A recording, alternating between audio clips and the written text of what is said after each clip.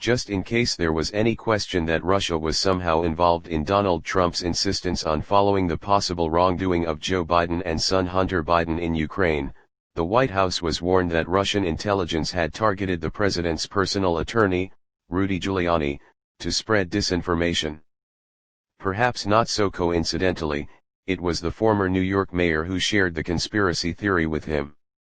The warnings were based on a variety of sources, including communication that had been intercepted. It showed Giuliani interacting with people who had ties to Russian intel during his trip to Ukraine last December. He'd been on a fact-finding mission to get evidence to help Trump, who was facing impeachment. The goal was to find the evidence to show former Vice President Joe Biden had been corrupt while in office, mixed up in business dealings that involved his son, who was on the board of a Ukrainian utility. It was this fascination of Trump's and Giuliani's that led to the president facing impeachment. On a phone call with the Ukrainian President Volodymyr Zelensky, the president had asked him to investigate the Bidens, holding military aid over his head. There are now concerns that Russian intelligence used Giuliani to feed misinformation to Trump, according to former officials. These warnings led National Security Advisor Robert O'Brien to suggest to Trump in private that any information Giuliani brought back from his Ukraine trip should be considered possibly contaminated by Russia.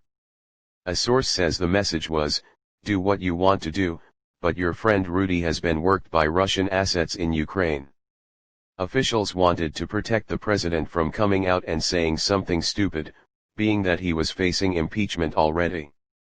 O'Brien wasn't sure after his meeting with Trump if he'd gotten through to him.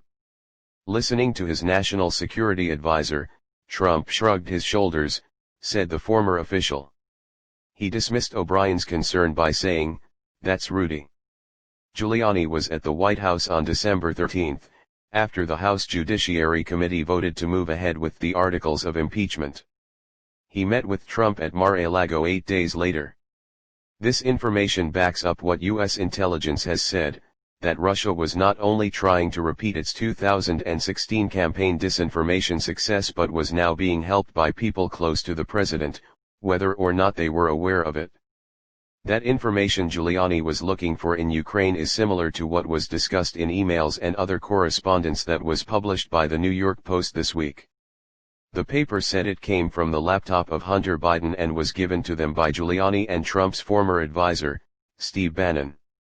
The Washington Post wasn't able to verify the authenticity of the communications that are once again discussing Hunter Biden's business dealings in Ukraine and China.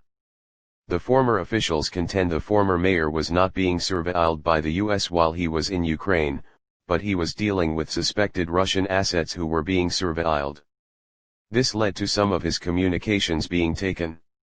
Giuliani was so desperate for information that everybody in the intelligence community who knew about it was talking about how hard it was going to be to try to get him to stop, to take seriously the idea that he was being used as a conduit for misinformation, said a former official. As far back as early 2019, U.S. intelligence was warning the White House that Giuliani was communicating with Russian assets in his search for information about the Bidens. Multiple senior administration officials all had a common understanding that Giuliani was being targeted by the Russians, said a former official. The officials included Attorney General William Barr, FBI Director Christopher A. Wray, and White House counsel Pat Cipollone. Giuliani said in a text message on Thursday that he was never informed that Andrew Durkake, his Ukrainian contact, was a Russian intelligence asset. He added that he'd only had secondary information, and I was not considering him a witness. Yet, he met again with Durkake 2 months later in New York. He appeared on Giuliani's podcast, and Giuliani has also promoted Durkake's claims about the Bidens, referring to his contact as very helpful.